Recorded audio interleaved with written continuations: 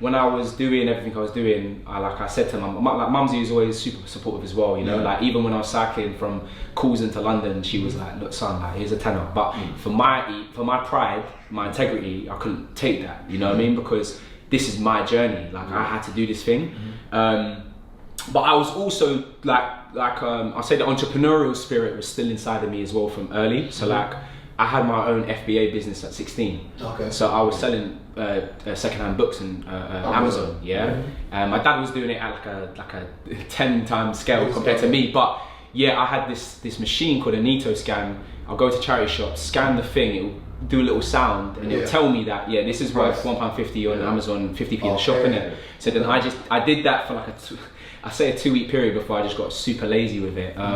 But like I made like a lot of money in a quick space of time. But like I said, I got lazy with it, but it taught me something in terms of like, you know what, like if you got a little dream, you got a dream, you know what I mean? You can build something around it. And also, I can't even take credit in terms of the credit's also with my friends that I did it with.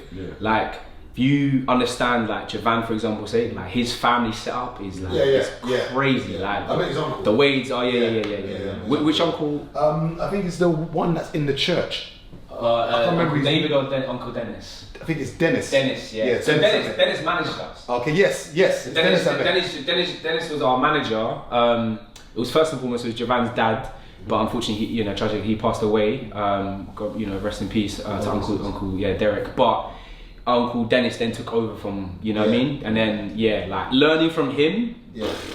Very sharp guy, Dennis. This is what I'm saying, like in terms of like, even I'm 31, but like I feel like my mental is like, I just have been around so much experience of like just businessmen and just like how they think and operate is crazy, man. So yeah, even when we were in our lowest period financially, I feel like we were our strongest period like creatively. But then as things we got a bit more successful in areas and stuff like that, things change, innit? How do you juggle that? So I've got two questions together. Now, when would you say you finally got your big break, where I think maybe where you said to yourself, wow, like this looks like it's actually working now, like I'm not scrambling. What would you say was the big break and what led to that? And then the second question is, obviously with acting, if you're not working, you're not getting paid.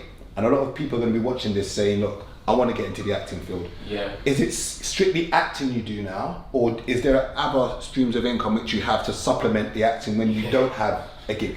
Yeah. So do you do anything in the, like he's saying, do you do anything in the background? Like, I'll tell you the big break moment to answer your question was, so now we got a company called The Wall of Entertainment, and I'll tell you how that all runs. It's so mad, bro. But like basically, before Wall of Entertainment, when we did Man on the Wall for 5 years, we got to a place where we were like, you know what, creatively, we got more ideas and you can't sit underneath this umbrella called Man on the Wall. Like there's no reason, there's no point, like you said a minute ago, you're gonna create a fitness channel because you wanna separate the content you're doing on this channel, right? Same thing that we had, but we then had a vision of like, yo, let's create a platform, So not only are we helping ourselves in terms of like the ideas we're gonna do, we're gonna help other people, like Jamal and Link Up and these lot. And we did that through comedy.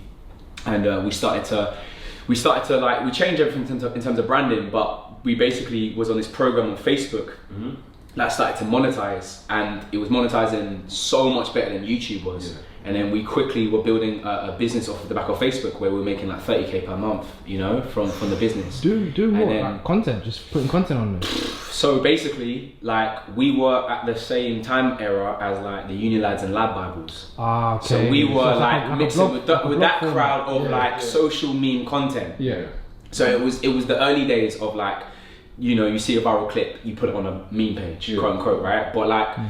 We were there in the early days where we was monetizing, and in our office, like we had like Anthony was there from I'm Just Bait, We had Abdi TV who's gone on to do amazing things. Even like there's another channel called Stand Up TV.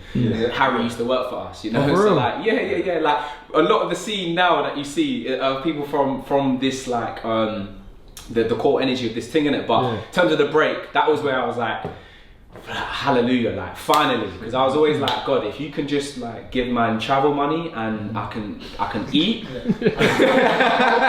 old are you then, sorry? How old are you then? So when we started to run the Wall of Comedy, this is 5 years in, so I'll say like 23, 24. Okay. But then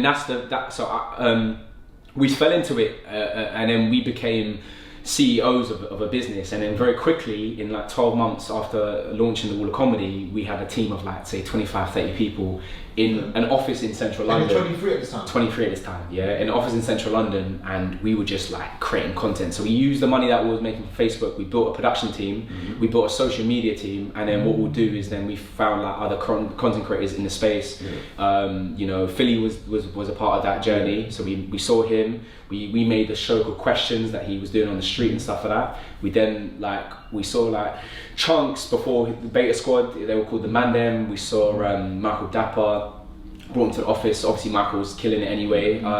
But just everyone that was in that space in that time, we were just, okay, let's collaborate, let's create as a bridge where we can all build together. So that's what we were trying to do. So how did that work with the talent? Were they put on like sort of like a rev split sort of thing, like based on how the content performed? Were they on contracts? Because it was Patreon sponsors. How did it? Yeah, we the business, especially the industry at that time, it was still quite fairly new. Like brands wouldn't come in to like give us like big contracts to do content per se, right? Okay. It was more the fact that we were using our own production team and our resources to put on people and give them our pedestal to have a bigger audience. Does that make sense? Yeah. And that's the way that they were growing. So people like even like Bash the Entertainer, although we wasn't like making original content with certain people, we were putting them on our page of 8 million followers, where they would then build an audience, and then they'll make their money that way, right?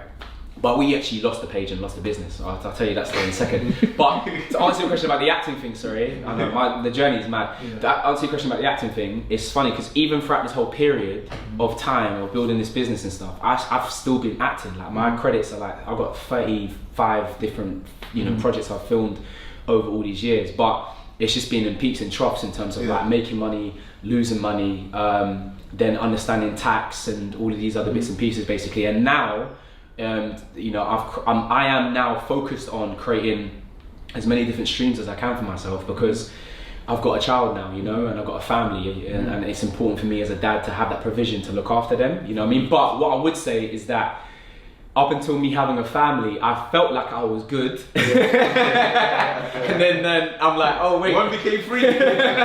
Going on holiday, it's free seats that you got to pay for, Yeah. So now I'd say like I'm back in that position where I've got to like build again, but I'm thankful that I got the lessons that I've learned already to like apply it to now. So I've got like an acting school.